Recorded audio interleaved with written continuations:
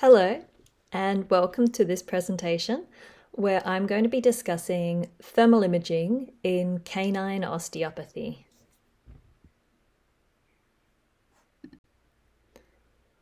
I'll be your presenter for today.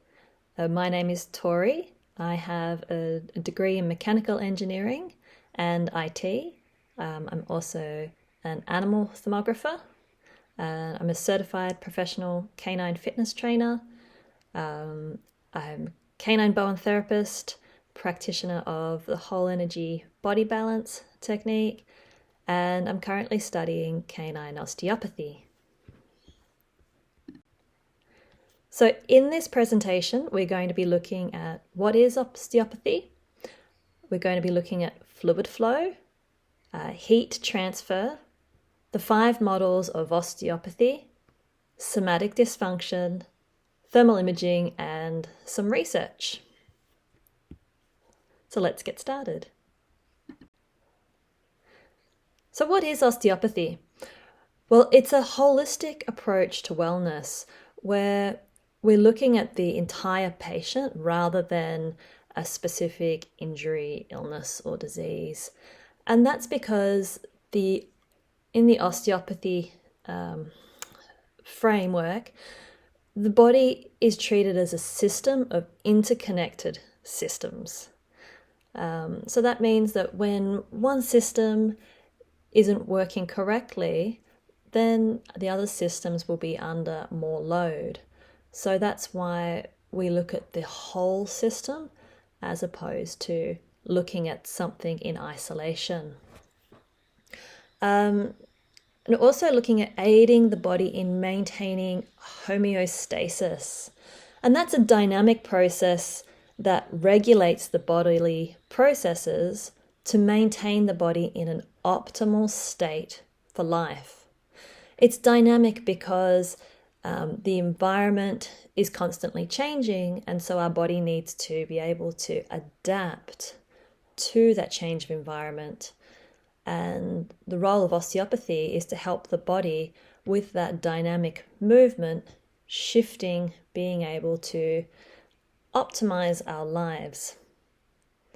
And there are 5 models that we consider in osteopathy, and that is biomechanical, neurological, the respiratory circulatory, metabolic, energetic, and behavioral biopsychosocial model. So let's look at what is optimal health. And to do that, we'll touch on the foundations of osteopathy. And that was attributed to Andrew Still.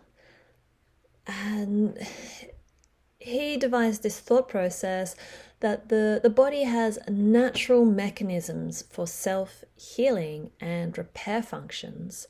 And for this process to be optimized, the natural flow of bodily fluids should be unimpeded. There are lots of fluids within the body, and they move in different ways.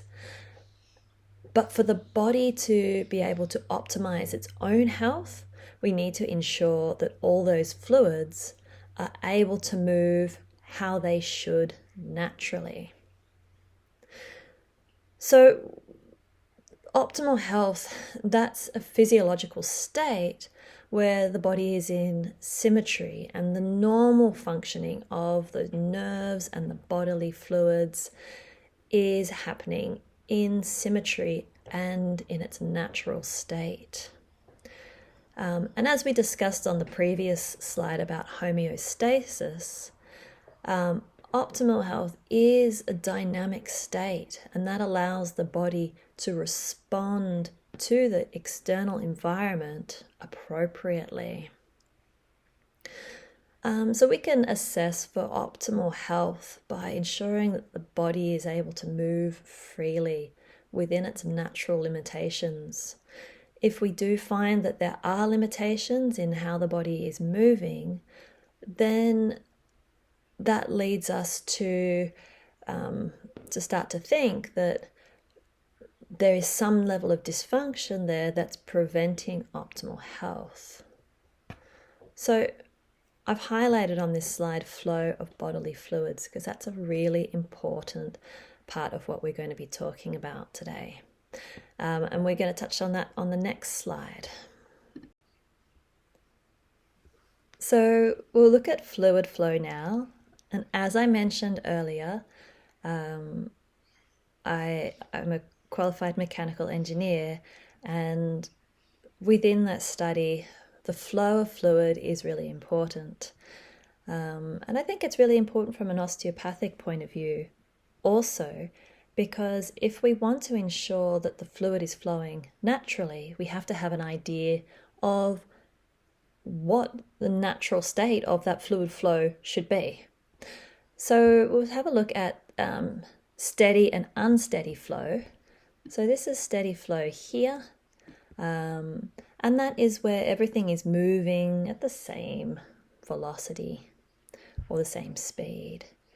And then unsteady flow, that's a more of a pulsating nature. We could look at the circulatory model. You've got the heart and the lungs. The heart is pumping, so the speed of the blood is also changing. It's unsteady. Same with the lungs too. As the lungs expand, they're bringing in the oxygen, and then the lungs contract, and they're expelling all the air. So that's unsteady flow. We also have the circulatory model as well, the lymphatic fluids. They really require a pumping or pulsating to move that fluid along through the body as the muscles contract and then expand. That helps push the lymphatic fluid through the system. Biomechanical system, again, that's the muscles expanding and contracting. Then we've got the nervous system, the electrical impulses. I think that second word gives it away, doesn't it? It's non-steady flow. It's impulses. It's pulsating electrical signals. So that's really important. If the flow of those pulsating signals is disrupted, then it's going to lead to problems. Next we have viscous and non-viscous flow. So viscous flow is this one here. And what we can see is the speed of the fluid is slower along the walls or whatever it's touching, and it's a little bit faster where it's not touching anything other than itself. So a viscous fluid is like honey. You're pouring it out and it's that resistance to flow. Non-viscous fluid, it's all going to be moving at the same speed. So this is your non-viscous flow here. What's really important is that as we change the chemistry of fluids, it can change the viscosity of fluids. So if we look at the biopsychosocial model, as we have thoughts and emotions, it releases hormones, and that changes the chemistry within bodily fluids. We also have the metabolic model as well. Depending on what we eat, what we drink, that can change our body chemistry. I mean, we know about diabetes is something that's really quite well known about by the general population, and that involves sugar, too much sugar in the blood. But those things change. I'm not saying that sugar changes, but I'm saying that once we start changing the chemistry of a fluid, it has the potential to change the viscosity. How much that changes, it really depends on what the fluid is and what the chemicals are that are changing within that fluid. We also have laminar and turbulent flow. So laminar flow is where there's all the lines moving at the same direction and the same speed. So that's a nice, lovely flow here. This is the laminar flow. Turbulent flow, most people are familiar with the word turbulent when they are flying, and it all of a sudden becomes very bumpy. So turbulent flow is just like being in a bumpy aeroplane. That's because the air is not moving in those nice laminar streams, but instead it's bouncing around all over the place. And then we have uniform and non-uniform. Now, this isn't so much about the flow as opposed to the cross-section of the fluid vessel.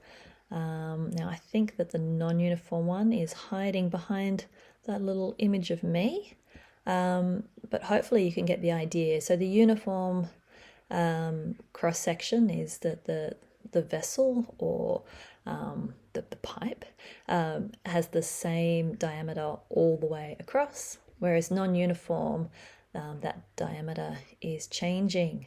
So when we think about our arteries, our veins, our blood vessels, the diameter of those is constantly changing.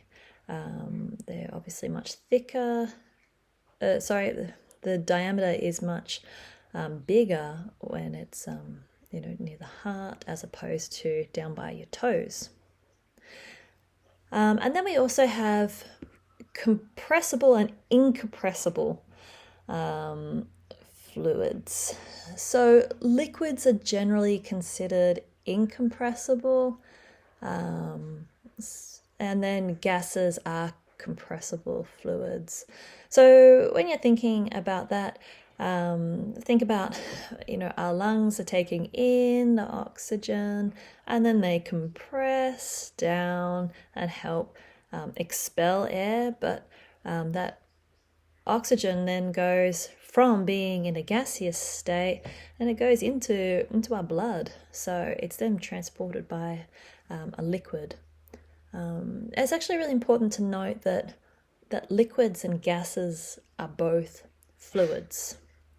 And that's really important because on the previous slide, how we talked about the flow of fluids being a really important part of osteopathy. That's liquids and gases within the body. And then that leads us to what we're going to be talking about in the next slide is heat transfer. So when the fluids aren't moving as they should, say we've got a stagnation of fluids, that's going to change the transfer of heat into and out of localized areas of the body. So we'll move on to the next slide and talk about that.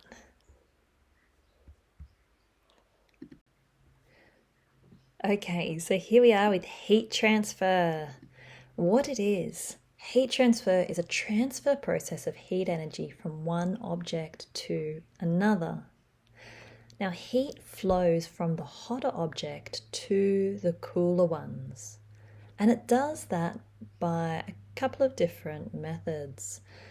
Firstly, convection. So here when we're talking about convection, we are talking about mostly fluids. So convection can either happen because you've got some fluid that is warm and some fluid that is cold, and naturally the warm fluid is going to rise. That's one form of convection, but also if we have some bulk fluid that is one temperature, we can force its movement to affect the temperature change in another area. Think about if you're in the bath and it starts getting a little bit cool, you add some hot water in and you end up with a warm spot and a cold spot. So what do? We swish it around with our hands, and that mixes the hot water and the cold water, and that process is convection. We also have conduction, and that is where heat transfers between a solid and fluid. So that can be from the surface of your skin to the surrounding air, but it can also happen within solids itself. So it happens within the tissue of your body, the solid tissue that is. I mean, it's moving via convection through the fluids in your body, conduction through the solids of your body. We also have radiation. I want you to pay attention to this one. So radiation is a form of energy, of heat energy, that travels in the infrared light spectrum via waves. We can't see that, and that's why we call it infrared. So that's below what we can see in the light spectrum. But it is an energy wave, and we give off that radiation from our body into the environment because we are generating our own heat. And lastly, we have evaporative cooling.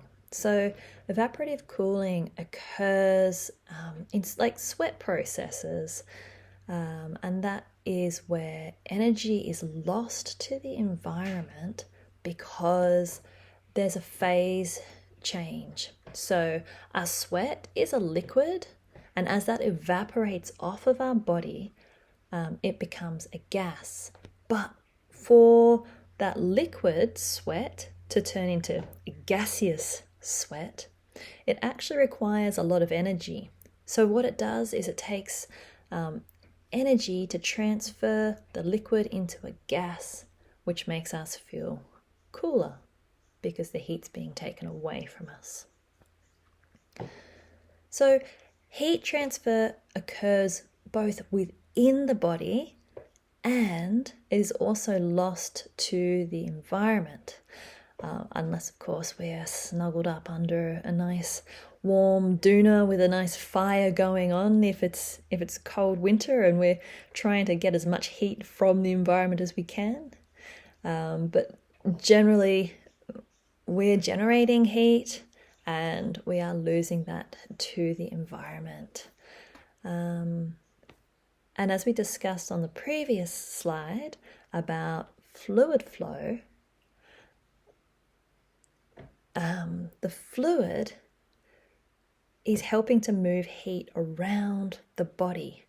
So when fluid flow is impeded, that's going to affect heat transfer. Feel free to ask me any questions in the comments if that doesn't make sense or I need to make that a little bit clearer. But the main point is that heat transfer is happening through convection of the fluids within our body and also conduction from those fluids to the solids and then within the solids themselves. But as soon as we start preventing or impeding the flow of fluids, it's going to impact how heat travels around the body. All right. Okay, so now we're going to go and look at the 5 models of osteopathy and start to consider how that affects heat transfer. Let's go. All right, so the first model we're going to look at is the biomechanical model. This is a favorite of mine. We're looking at movement patterns. Now this involves the musculoskeletal system. Things we might look at is gait and posture, joint range of motions. Now within the biomechanical model, there may be thermal abnormalities when we have things like joint inflammation. So inflammation is a condition of where there's heat generated in a localized area. Now, joint inflammation goes hand in hand with range of motion issues. And we also have muscle compensation. Now, this is a really interesting one. This goes back to that osteopathic thought about how the body is a series of interconnected systems, and when one thing isn't working in the optimal state, you get compensations in other areas. So once we have one area of the body not working as well as it should, perhaps the dog is lame, then what happens is the muscles that are compensating for that lameness, they're going to need a little bit more circulation to them. So with that increased circulation to those overused muscles, and a decreased circulation to the underused muscles, that creates thermal asymmetry. And then we've also got the impacts of chronic local hypothermia. So when you have an injury and it's gone beyond the inflammation stage, and the body hasn't been able to repair it successfully, then what happens is you start to get that decrease in circulation. And with that comes muscle contraction, dehydration, and fascia adhesions. And that can be because of a chronic injury, but it can also be just because of exposure to the cold. One of the things that I do look at is the lower extremities of dogs in their in their warm-ups. Are those lower limbs warm enough for the dog to start their training, or do we need to take more time in doing that? Because without the heat in those lower extremities, the muscles aren't going to be able to move efficiently through their full range of motion. And then that does increase risk of injury. So that's the biomechanical model. And next we're going to look at the neurological model.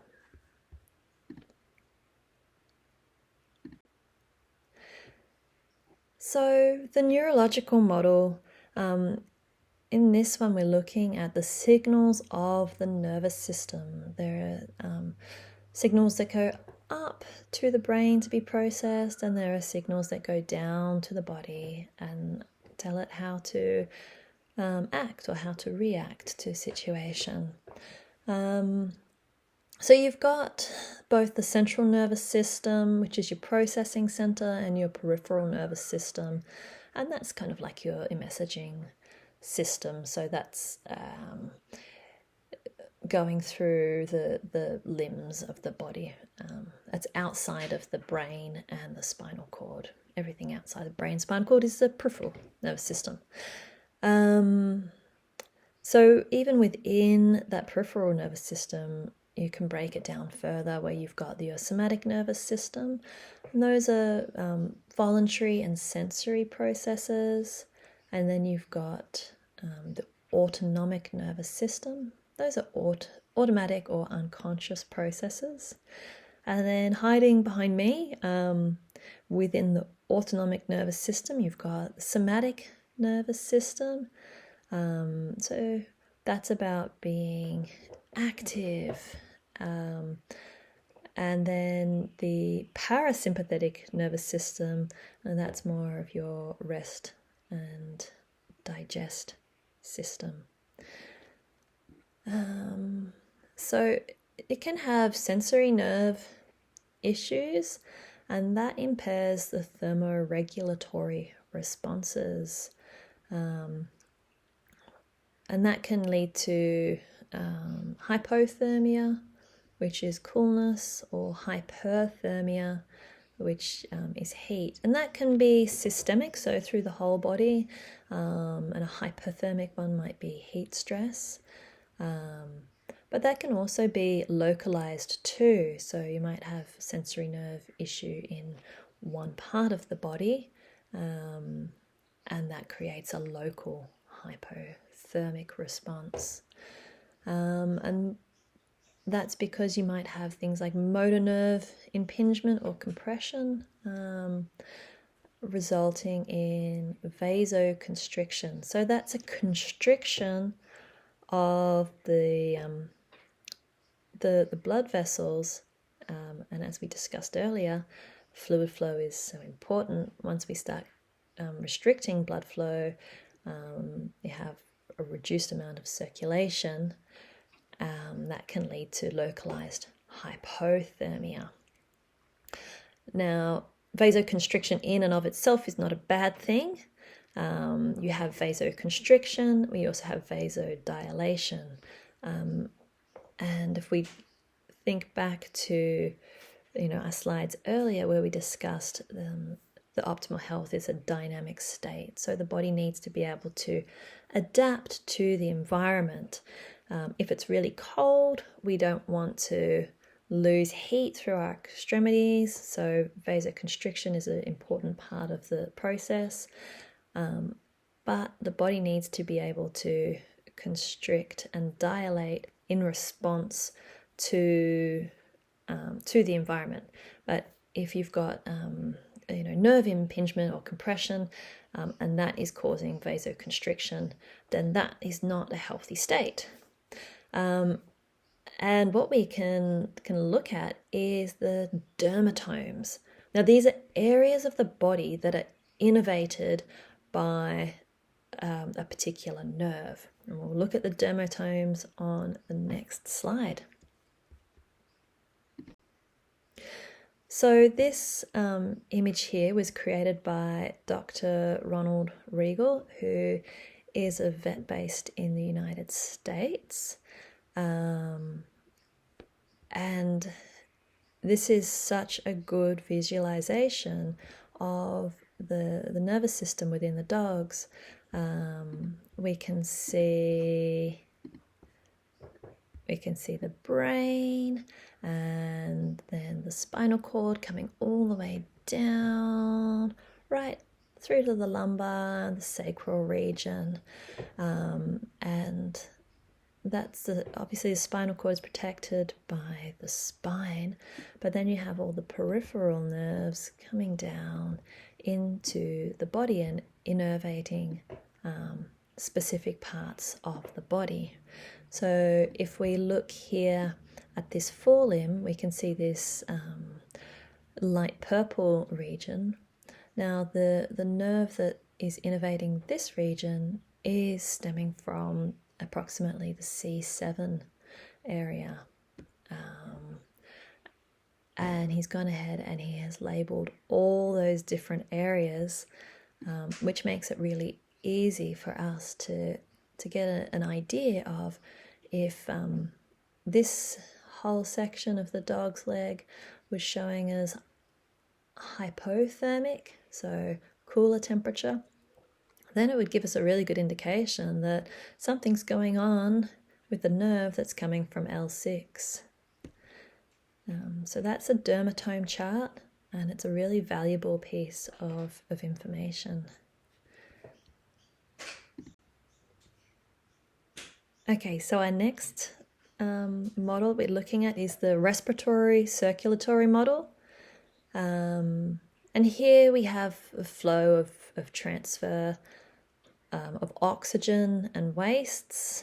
We breathe in air from our lungs, they take the oxygen, they take that into the circulatory system and transport that through the body, and then you have things like kidneys filtering out the waste in the blood, and the lungs obviously exhaling the gases that aren't required.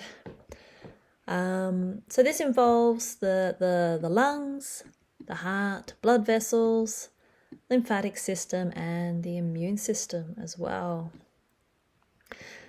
So the role of blood in temperature regulation. Blood is moving throughout the body, and because it's a fluid, it's able to distribute heat throughout the body. So as the blood moves, we've got convection of heat throughout the body, and as that transfers heat into solid structures of the body, you've got conduction. Okay. So heat moves from the core of the body up to the surface of the body, where heat is lost to the environment. And one of the really important parts of blood is that it aids in heat exchange. What's really interesting is when we have veins and arteries close together, what we get is a different heat exchange system as opposed to if veins and arteries are further apart. And dogs have some interesting adaptations where they have heat exchange systems through the limbs and also closer to the brain as well. So brachiocephalic dogs, because they have such a short snout, they actually aren't able to regulate their heat as well because they don't have that length of the snout where blood is circulating through, helping to cool the brain. If the veins and arteries are close together, what happens is that the temperature of the blood decreases more rapidly as it gets to the extremity, but it heats up more rapidly as it comes back to the core of the body. So that is really good for cold weather. When we have the veins and arteries further apart, what happens is the blood cools more slowly as it's going towards the extremity, and then the returning blood to the core is much cooler. So the flow of blood is a really, really important part in heat exchange. When we have a decrease in circulation, we get a localized area of decreased heat, because heat's moving away from the body and we don't have the fluids carrying that warmth into that area, and with decreased circulation there's typically a decrease in activation of the muscles, which also generate heat. So you're not getting heat generation, heat is moving away from the body, and heat is not moving into the body, into that area via the convection of the fluids. Okay, I'm going to move on to the next slide. In this slide, we're talking about the metabolic energetic model. So metabolism, got it, is the ability to create energy from an input. So for an example, nutritional input goes in and our body does its metabolic processes, and energy is an output. So that can be muscles moving, that's an energy output. But when the muscles move, what do? Create heat. So this model, again, it's really important to consider when we're looking at heat moving throughout the body. So within this system, we've got cellular mitochondria. That's really important when we're looking at laser or red light therapy, because that's about generating energy within the cell via the red light. Nutrition, digestion, absorption systems.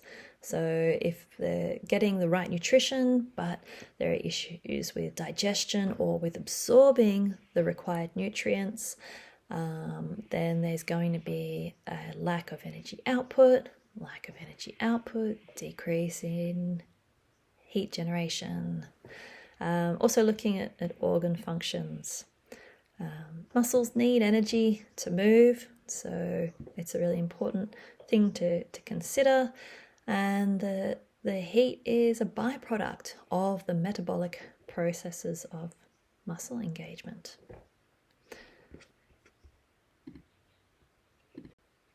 Okay, so the next one is behavioral biopsychosocial model.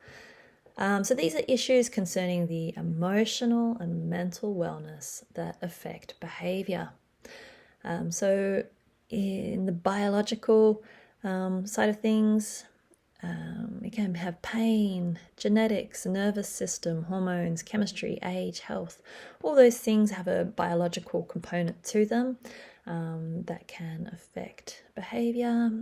Psychological, things like past trauma, thoughts, personality, emotional, the present emotions that they're feeling, emotional regulation skills. That's a really important one for dogs, learning how to process their emotions and regulate those emotions. Now, emotions affect the ability to learn, the ability to reason. So emotional needs need to be met. Social. So previous social experiences. People are always talking about socializing dogs, and there are obviously better ways to do that, and some less optimal ways of socializing their dogs. A bond with the handler, really important. Dogs that have got secure attachment bonds with their handlers are often happier, more regulated. And then social, they've also got their social environments too. So that can be their home environment, that can be where they go to play, where they go to learn, all the different environments that make up their social life. Now, these all play a really important role in how the body responds to events and thus the outward behavior. And an example that I've got here is that the thoughts based on past social events can create very strong emotions. And not only can that affect outward behavior, but that also affects the autonomic nervous system. So we've heard of the fight, flight, freeze response. And those are really, really important when we're considering the autonomic nervous system. If we have the freeze response in a dog, then they're going to be parasympathetic dominant. And that's a decrease in circulation to the skeletal muscles. Decrease in circulation to extremities results in less heat going to that area. So we have cooling. So how the dog thinks, their previous experiences, and if they're in pain as well, all these things are going to affect how the nervous system is going to react to an event. In contrast to the parasympathetic nervous system, we have the sympathetic nervous system. Now, if a dog is in the fight or flight mode, then you've got the sympathetic dominant activation there. And that's going to increase circulation to the skeletal muscles because the dogs want to either move away or move into the fight. And if we have increased circulation to the skeletal muscles, that's an increase in fluid flow.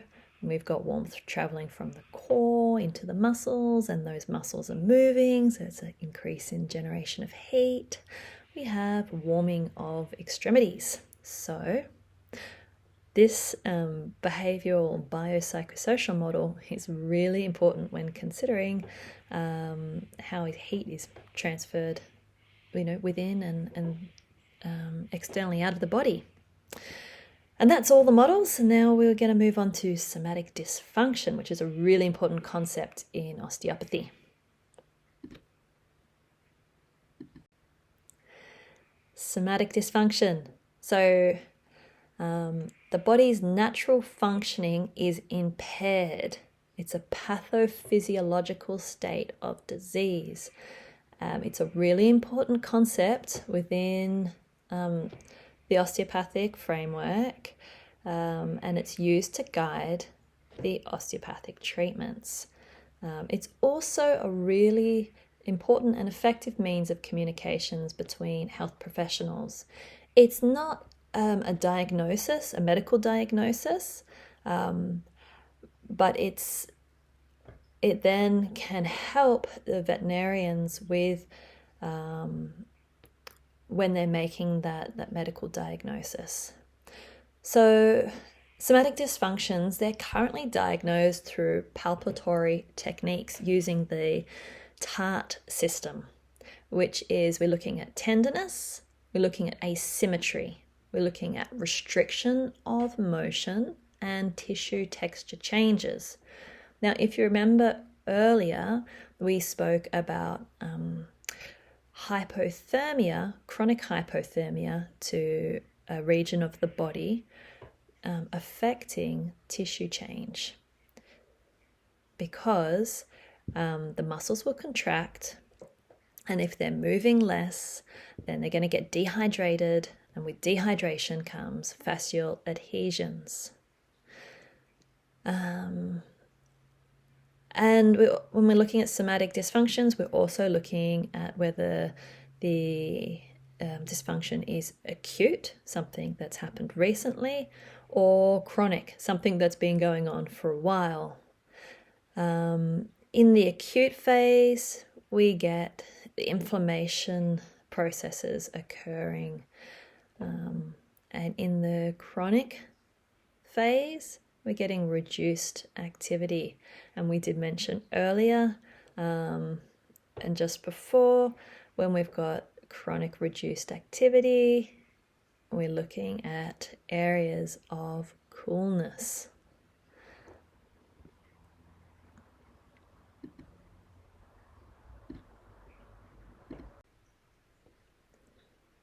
So hopefully I've convinced you that heat transfer is an important concept in osteopathy, whether it's directly or indirectly. So now we're going to look at what thermal imaging is. Thermal imaging uses a special camera that detects infrared heat energy emitted or reflected from an object's outer surface. So as I discussed earlier, infrared heat energy being emitted by something is radiation, and that's heat transfer. Infrared is a wavelength of essentially light that we cannot see with our eyes, which is why we use the thermal cameras. The thermal imaging provides us with a visualization of the animal's physiological heat map. Because this is what we can't see, we can use the camera to show us which parts of the body are emitting a greater amount of heat, which parts are emitting less heat. So it's a potential screening tool for disease detection, allowing a skilled thermographer to identify dysfunctions in muscle groups, joints, and nerves. It's not something that you just pick up, point at an animal, and start sort of making assessments. There's a little bit of skill needed, but there are programs out there to learn, and it's not overly difficult. You just need to sort of take into account all those different methods of how heat transfers, and those kinds of things. So because we're looking at thermal asymmetries, as we can see here in this dog on the left, we've got a thermal asymmetry in the left carpus as opposed to the right carpus. And if we remember back to just a moment ago, somatic dysfunctions, we're looking at TART That is we've got a asymmetry there between the left and the right. So that is one of the first indicators of somatic dysfunction. And if I haven't convinced you yet that the flow of bodily fluids affects heat transfer within the body, and it's a really important concept, I believe, in osteopathy, because if this area is going to be chronically cold, what's going to happen? Then it's going to end up with dehydration, localized dehydration, and fascial adhesions in that area. And those are important things when we're coming from an osteopathic point of view. So it's important for us to be able to know. And yes, we can use palpatory techniques, but sometimes we can miss things with our hands. And this is just a really accurate means of seeing with our eyes. So it's another tool in the toolbox. So let's move on now to the application of thermal imaging in canine osteopathy. Okay, so we can use it as a screening tool for the thermal asymmetries and for thermal abnormalities. In this dog here, we can see some thermal abnormality. We've got this band of hypothermia through the thoracic region and also through the abdominal region. This is not normal. So this dog presented, the owner mentioned that there were some hind limb issues, but we can see straight away that treatment in this area is going to affect some positive change. So what does hypothermia mean? I mean, that's the area of coolness. It lacks heat, and it can indicate stagnation, as I mentioned just before. That inactivity of muscles, and then there's a flow-on effect from there, the dehydration, fascial adhesions. So it can also be associated with vasoconstriction. So that's constriction of the blood vessels, so reduced fluid flow into the area. When we've got reduced fluid flow, there's a reduced amount of heat going into the area, and we've got less activity in that area, so there's less heat generation in that area.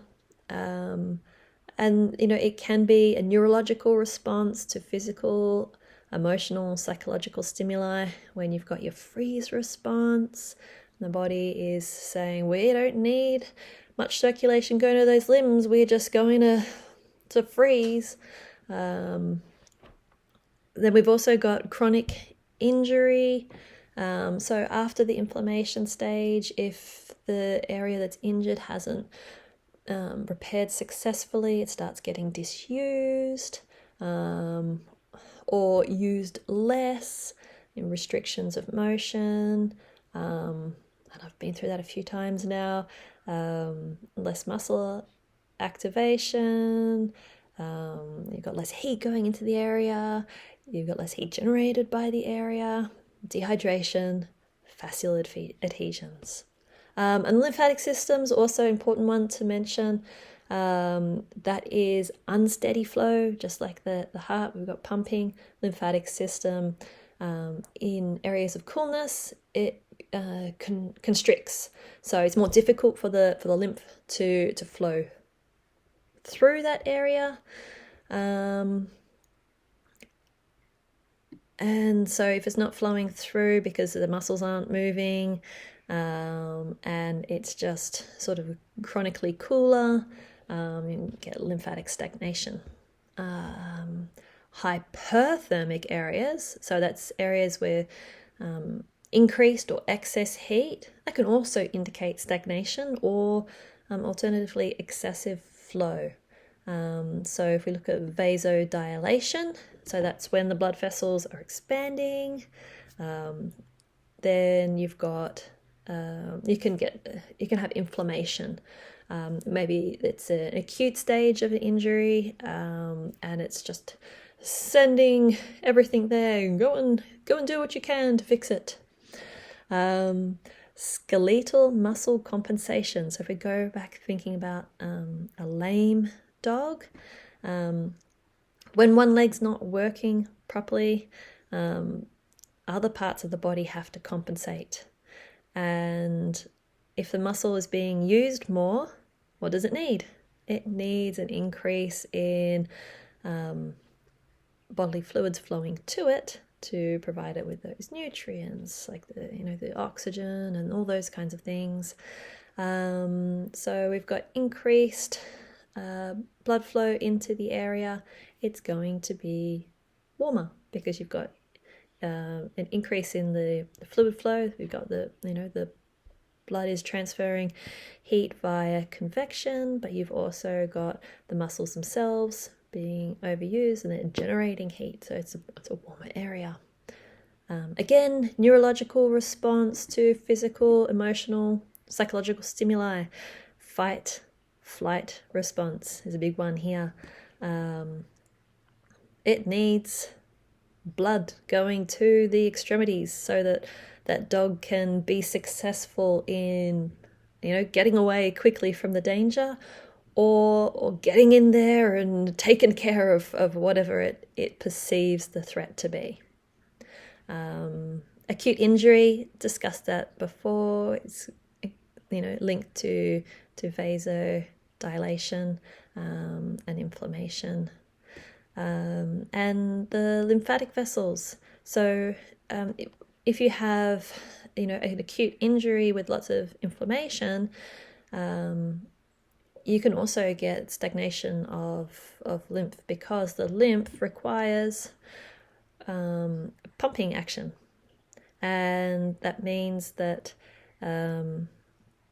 if that area is not being used, because obviously it's injured and the vessels are dilated because it's higher temperature, the fluid's just going to sit there. It needs to be either exposed to heat and cool, or it needs some external pumping. So you can get lymphatic stagnation in hyperthermic and hypothermic. So that's interesting. Next, we're going to look at the benefits of thermal imaging. Okay, so we can take images of static or dynamic. We can capture images that are static or dynamic. So we can do video, or we can do photos like these. And I think both are really, really important. It just depends on what you're doing with the animal. It's a really easy to see representation. We can't see with our eyes the infrared energy being emitted, but once we use the camera, straight away we can see asymmetry. Obviously, carpal asymmetry is an area of interest for me at the moment, which is why they're featuring quite a bit in this presentation. These are two different dogs. They're actually both greyhounds, and we can see thermal asymmetries across the carpal region. We can use the thermal imaging to monitor the progress in the treatment.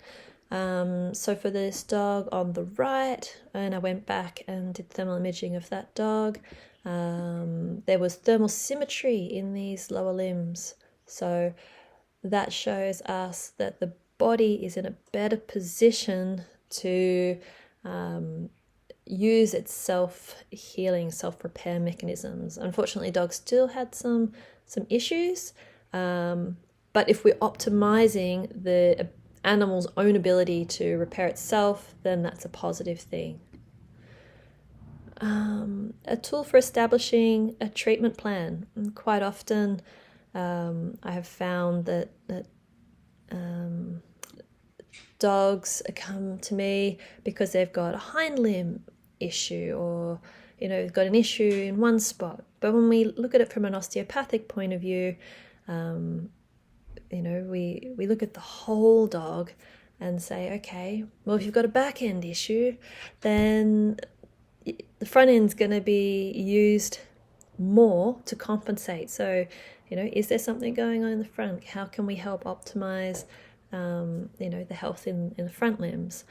But what I also find is that they might be symptomatic in the back leg, but they have got somatic dysfunctions already present in the forelimbs, and that would have not been noticed otherwise, because you put the thermal camera on, I can see, okay, we've got thermal asymmetry here, and then we'll look a little bit deeper.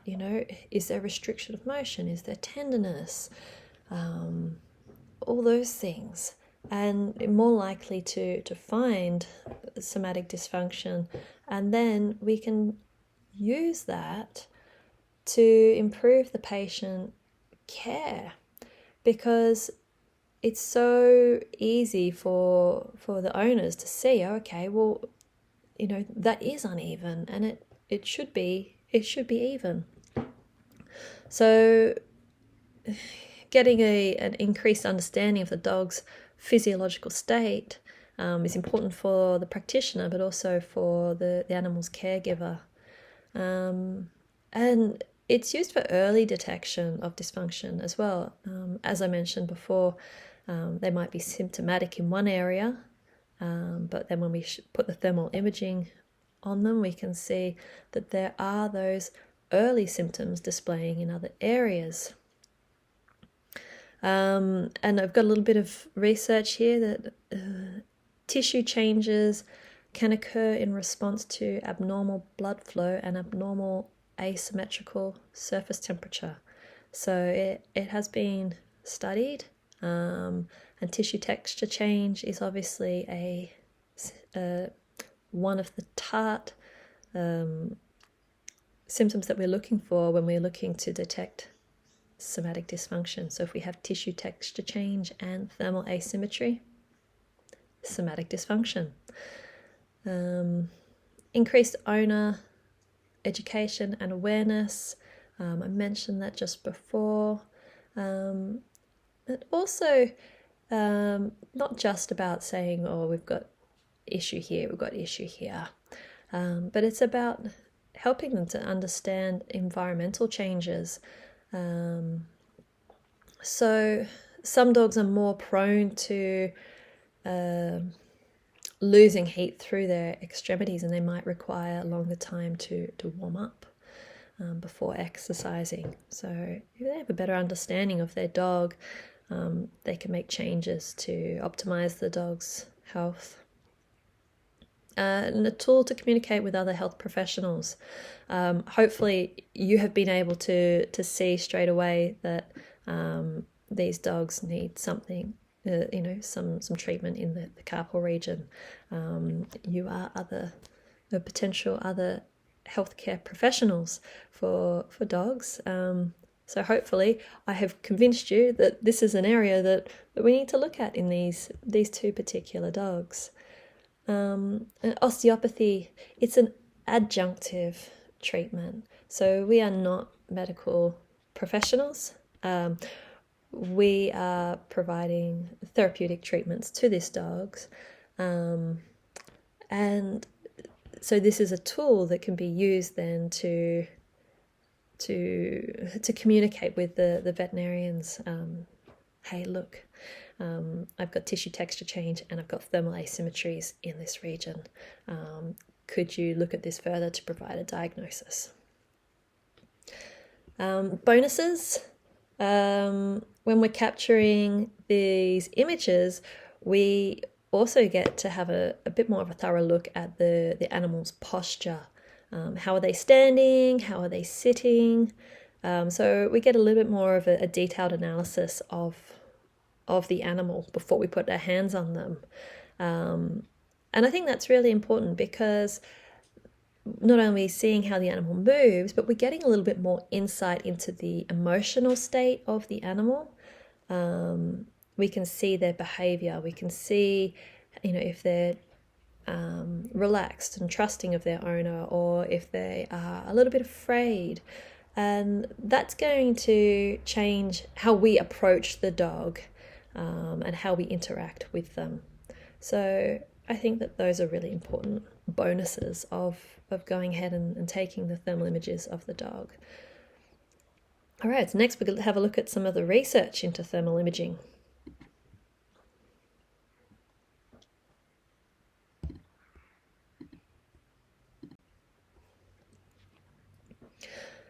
Okay, so what does the research tell us? The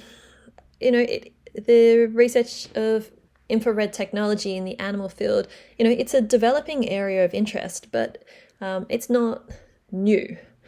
It has been shown to be useful in detecting spinal pathology in canids, and that's something that I've seen as well. Sciatica is a really interesting one. If we get hypothermia in the dermatome that's associated with the sciatic nerve,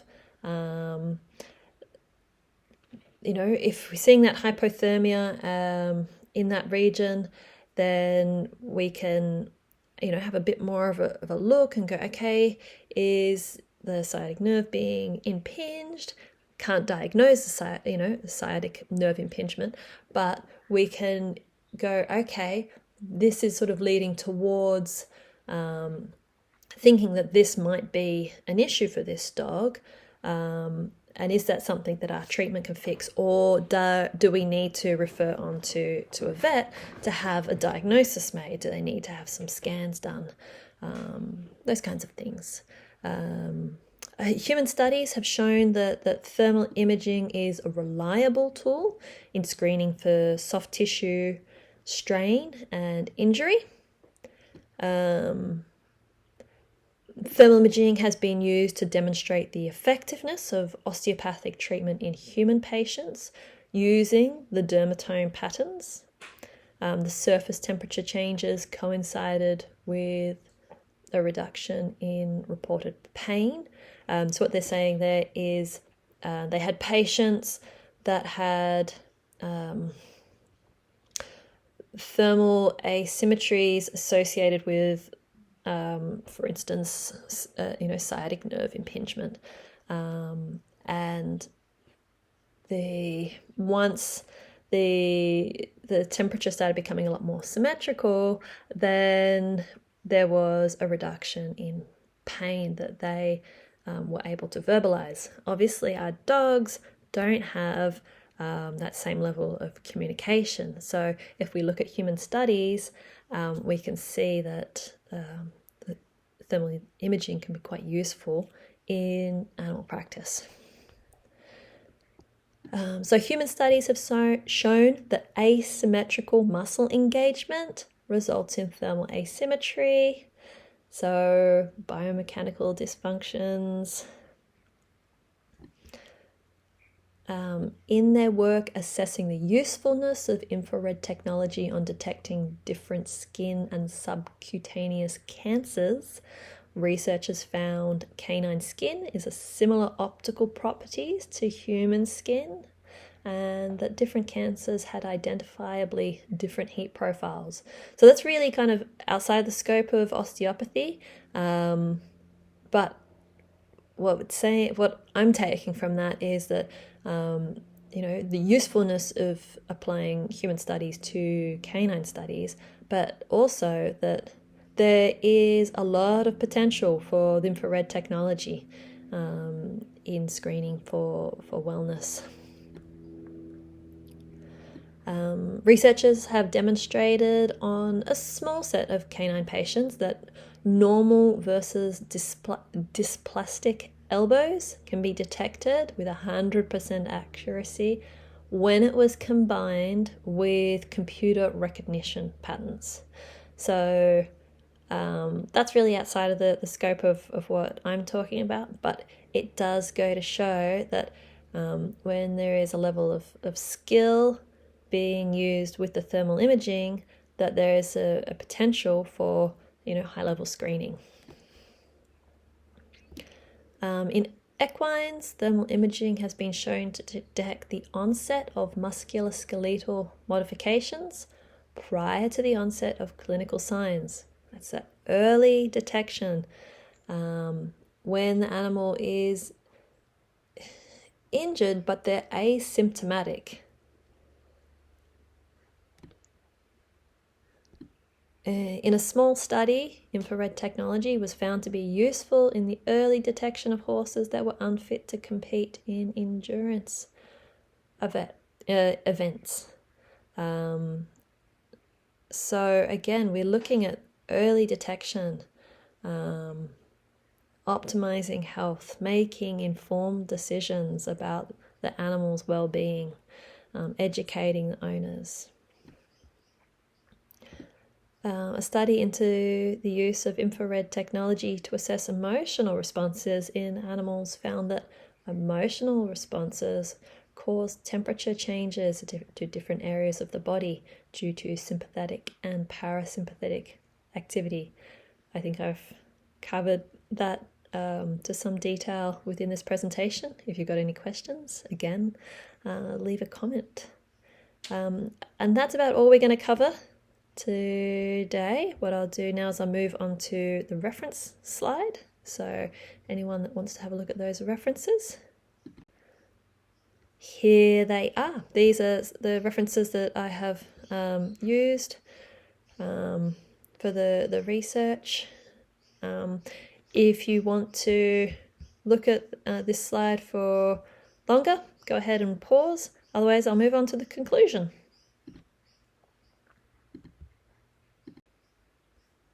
So in conclusion, so we know that osteopathic thought requires consideration of fluid flow within the body.